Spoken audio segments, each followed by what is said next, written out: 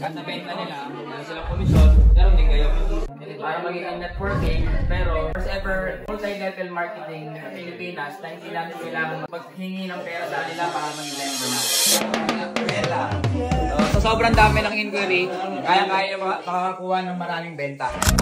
Kaya dapat take note para hindi masayang yung lecture sa inyo. Magkakaroon kayo sa sarili ng instead na kayo yung agent, magpaparami kayo ng agent. Mag-post para sa inyo.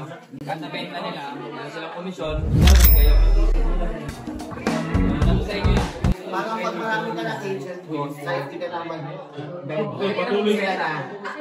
Ang gagawin mo na lang, magparami na lang ang agent. Tapos ano, alam niyo yung networking, ang front row. Kayo mismo yung master agent, kayo yung nagsasalita. Parang tinuturuan niyo yung mga ahente niyo kung paano magbenta. So ganun din yung sa atin. Para magiging networking, pero first ever dealers multi-level marketing sa Pilipinas na hindi natin kailangan maghingi ng pera sa kanila para maging member natin.